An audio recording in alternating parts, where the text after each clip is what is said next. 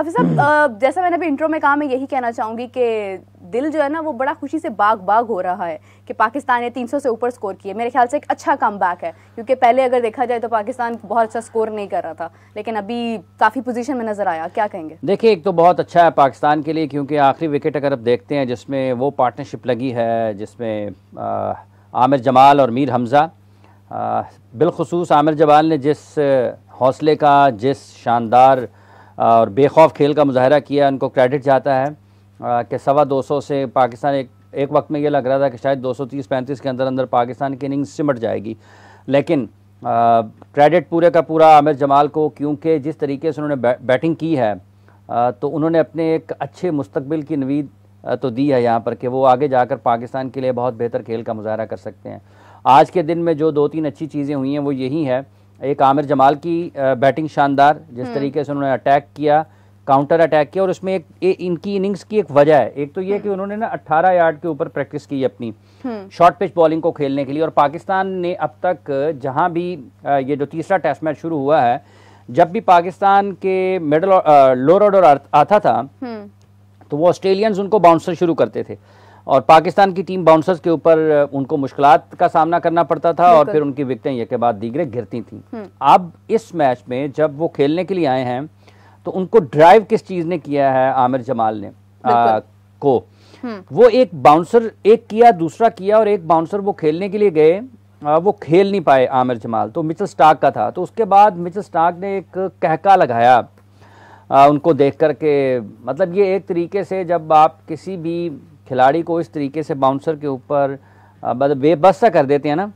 तो फिर जो बॉलर है वो अपनी बर्तरी एक तरीके से साबित करता है जी, वो एक तरीके से उसको कहता है कि हाँ जी खेल सकते हो तो खेलो। उसके बाद फिर आमिर जमाल ने जो पिटाई लगाई है सबकी, देखें 80-90 रन अगर आप जोड़ दें आखिरी विकेट की शराकत में,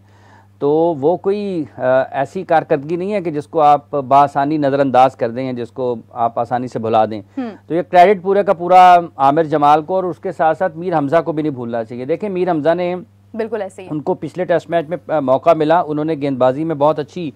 खेल का मुजाहरा किया, बहुत अच्छे खेल का मुजाहरा किया, और इस मरतबा जब वो इस टेस्ट मैच में खेलने के लिए आए तो आप उनकी गेंदों को देखें कि कितने बॉल उन्होंने लिए हैं, कितने बॉल उन्होंने सर्वाइव किया है, तो वो क्रेडिट है। इसी तरीके से एक मरतबा नसीम शाह और बाबर आजम की बहुत अच्छी पार्टनरशिप हुई थी और अगेंस्ट ऑस्ट्रेलिया हुई थी। 43 बॉल्स उन्होंने खेले हैं, यानी कि लगभग 7.1 ओवर्स अकेले मीर हमज़ा ने सामना किया है, और 97 गेंदों के ऊपर आमिर जमाल ने 82 रन स्कोर किए हैं, जिसमें 9 चौके और 4 छक्के हैं। तो ये उनकी जारहाना बैटिंग का मुंह बोलता सबूत है, और उसके साथ साथ पूरे का पूरा क्रेडिट, जितना अहम किरदार आमिर जमाल ने अदा किया है, उतनी ही तारीफ मीर हमज़ा किया है कि उन्होंने उनका भरपूर तरीके से साथ दिया। इससे पहले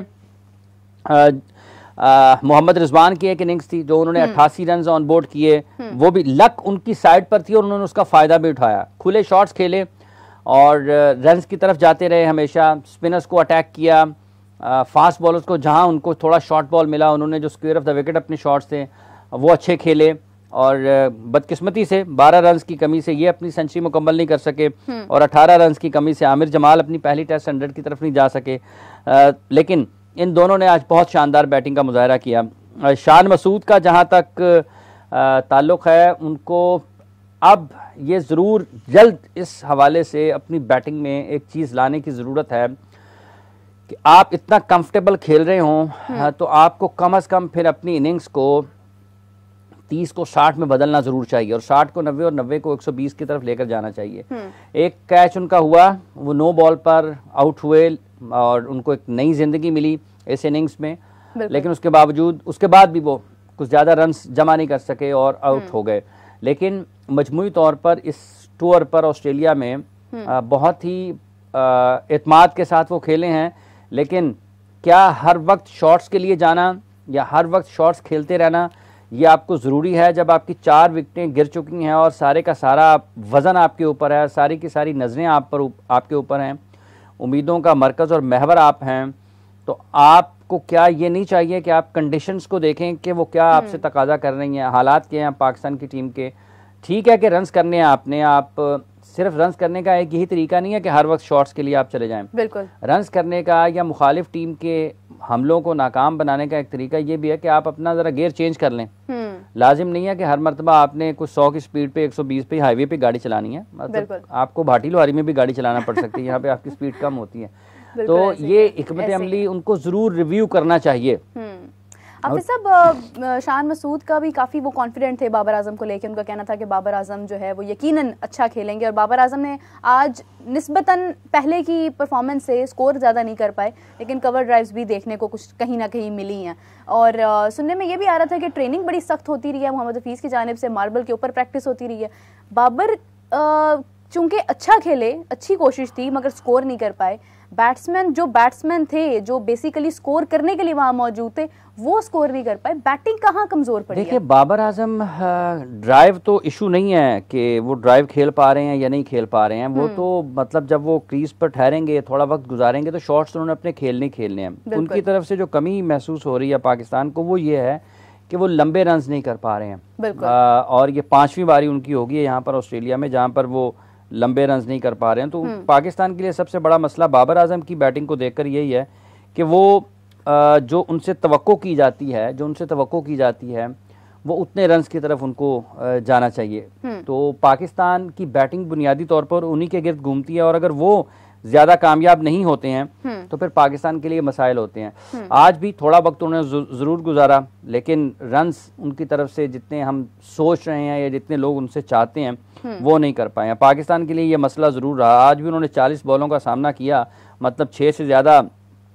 ओवर उन्होंने क्रीज पर गुजारे, लेकिन इनिंग्स जो है वो लंबी नहीं कर पाए। तो पाकिस्तान आप देखें ना कि इसके बावजूद भी 300 से ज़्यादा रन ऑन बोर्ड कर गया, तो क्रेडिट उसका सारे का सारा जो है वो बिल्कुल इनको जाता है। जो रिजवान,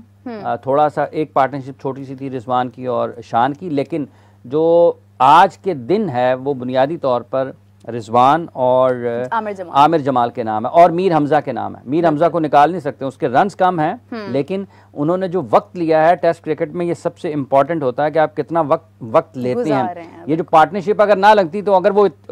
10 बॉलों के बाद आउट हो जाते तो आमिर जमाल के भी 82 ना होते, ठीक है। तो उनका भी उतना ही अहम है, जितना अहम आमिर जमाल की बारी है उतनी ही अहम उनकी भी है। और आमिर ने ये बताया भी है कि उन्होंने प्रैक्टिस की थी, ख़ास तौर पर जैसे आपने मार्बल का जिक्र किया, तो ये तो पुरानी बातें होंगी मैं मार्बल वाली, कि प्रैक्टिस मार्बल से उन्होंने वहाँ पे की है, लेकिन उन्होंने ये बताया कि कुछ उन्होंने यार्ड्स कम किए और उसके ऊपर उन्होंने प्रैक्टिस की। तो फ़ायदा होता है कि आप कुछ ज़्यादा शॉर्ट पिच बॉल की आप ट्रेनिंग करते हैं, और आज उन्होंने जैसे परफॉर्म किया बिल्कुल वो डिज़र्व करते हैं। और आप देखें कि ये टूर उनके लिए तो एक ड्रीम टूर होगा। जिस तरीके से उन्होंने बॉलिंग में भी परफॉर्मेंसेस दी हैं, जिस तरीके से उन्होंने अपना एटीट्यूड शो किया है, जैसे वो जारहाना अंदाज से गेंदबाजी करते हुए रहे हैं, और आज जो उन्होंने 82 की इनिंग्स खेली है, ये बुनियादी तौर पर पाकिस्तान के लिए बहुत फ़ायदा। और अब इनके लिए भी एक नई चीज़ ज़रूर, एक नए दौर का आगाज़ होगा इनके करियर में, क्योंकि जो इन्होंने यहाँ पर जिस खेल का मुजाहरा कर दिया है, अब पाकिस्तान की टीम भले वो वनडे की बने, भले वो T20 की बने, भले वो टेस्ट मैच बने, तो जो एक फास्ट बॉलिंग ऑलराउंडर है उसमें आपको लगेगा कि ये इनको अब आसानी के साथ एक लंबा मौका मिल सकता है, और इनमें सलाहियत है कि ये उस तरफ जा सकते हैं।